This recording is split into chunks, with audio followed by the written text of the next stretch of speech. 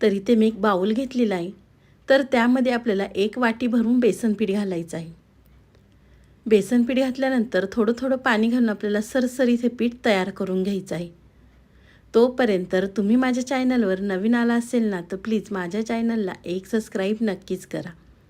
नवीन यूट्यूबरसाठी तुमचं एक सबस्क्राईब नवीन यूट्यूबरला उमेद देऊन जातं.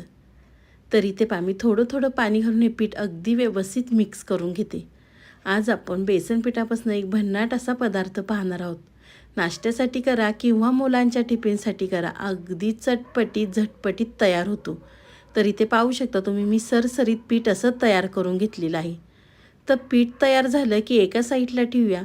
तर इथे मी काही भाज्या घेतलेल्या आहेत. तर 1 टोमॅटो, 1 सिमला मिरची, थोडासा कोबी घेतलेला आहे, 1 कांदा घेतलेला आहे आणि 2 हिरव्या मिरच्या घेतलेल्या आहेत.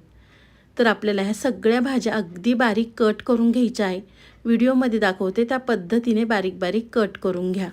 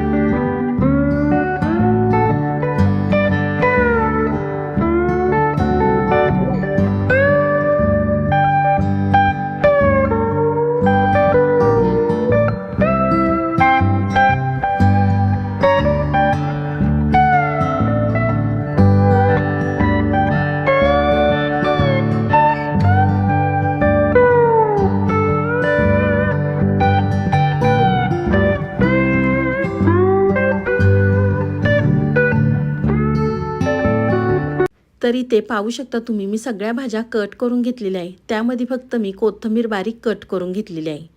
तर भाज्या सगळ्या कट झाल्या की त्यानंतर आपण जे बेसन पीठ मिक्स करून घेतलं होतं त्यामध्ये आपल्याला सगळ्या भाज्या घालायच्या आहेत.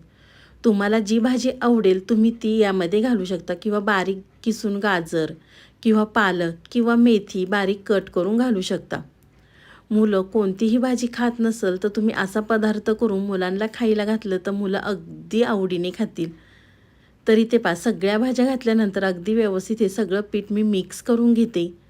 पीठ मिक्स केल्यानंतर त्यामध्ये आपल्याला चवीनुसार मीठ घालायचं आहे. मीठ घातल्यानंतर आपल्याला फक्त रंगासाठी त्यामध्ये काश्मीरी मिरची पावडर घालायची आहे. ही मिरची पावडर तिखट नसते, फक्त रंग अगदी छान येतो, त्यामुळे या ठिकाणी आपण वापरलेली आहे. तर त्यानंतर आपल्याला अर्धा चमचा हळद घालायची आहे आणि सगळे अगदी व्यवस्थित मिक्स करून घ्यायचं आहे. तुम्ही माझा व्हिडिओ इथपर्यंत पाहिलाच आहे आणि अजूनसुद्धा व्हिडिओला लाईक केलं नसेल तर प्लीज एक लाईक करा. तर चला, पीठ अगदी व्यवस्थित मिक्स करून घेतलेलं आहे. त्यानंतर आपण चपाती लाटतो तेवढा गोळा आपल्याला या ठिकाणी घ्यायचा आहे आणि कोरडं पीठ लावून आपल्याला सरसरीत ही चपाती लाटून घ्यायची आहे. आतमधनं तेल वगैरे नाही लावलं तरी चालणार आहे. अगदी प्लेन चपाती लाटली तरी या ठिकाणी आपल्याला चालणार आहे. तर इथे पाहू शकता तुम्ही, मी चपाती अगदी लाटून घेते. खूप जास्त पातळ लाटू नका किंवा खूप जास्त जाडसुद्धा लाटू नका.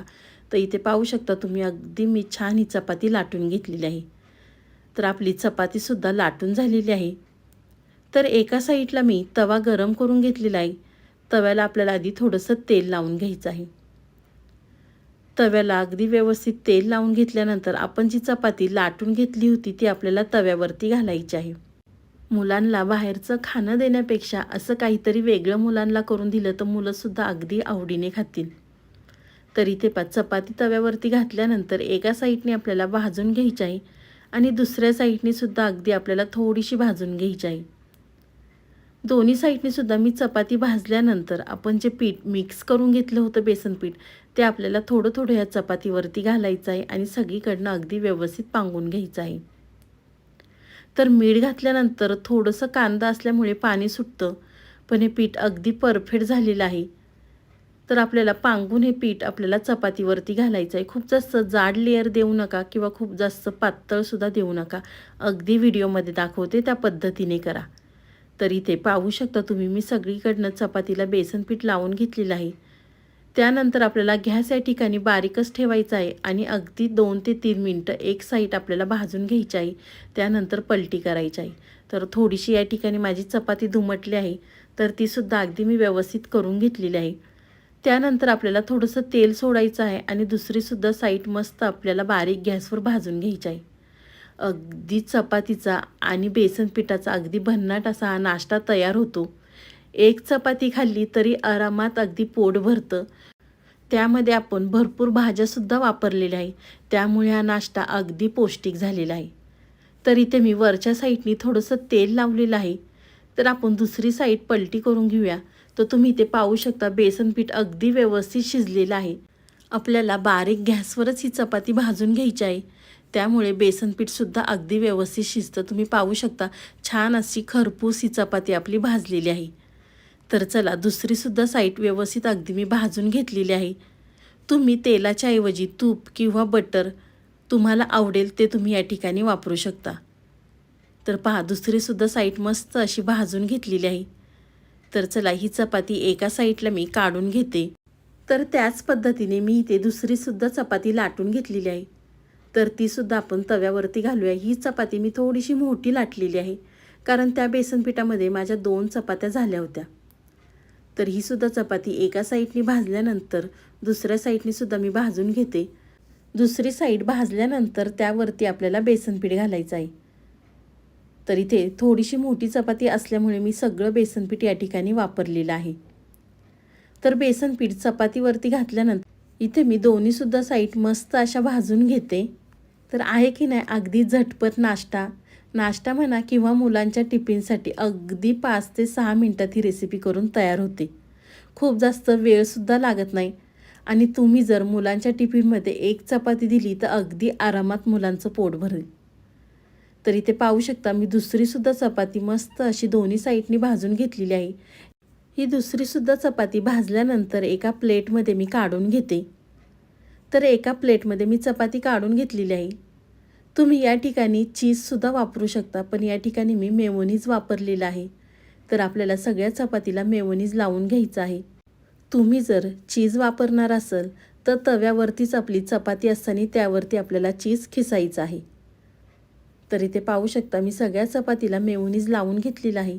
तर मधोमध ही चपाती मी कट केलेली आहे आणि त्यानंतर आपल्याला चपातीचा रोल करून घ्यायचा आहे. मुलांना टिफिनमध्ये देताना अगदी ह्याच पद्धतीने द्या, म्हणजे मुलं अगदी आरामात खातील. तर चपातीचा रोल केल्यानंतर आपल्याला टोमॅटो केचप घ्यायचा आहे आणि टोमॅटो केचप संग हा रोल खायचा आहे. अगदी भन्नाट चवीचा होतो. तर तुम्हाला ही माझी आजची रेसिपी कशी वाटली ती मला नक्कीच कमेंट करून कळवा. व्हिडिओ आवडला तर व्हिडिओला लाईक, कमेंट, सबस्क्राईब करायला विसरू नका. तुम्ही माझा व्हिडिओ कोणत्या शहरातनं पाहता ते सुद्धा मला कमेंट करून नक्कीच कळवा. तर चला तुम्ही माझा संपूर्ण व्हिडिओ पाहिल्याबद्दल थँक्यू सो मच. पुन्हा भेटूया असाच एक छानसा व्हिडिओ घेऊन. तोपर्यंत बाय.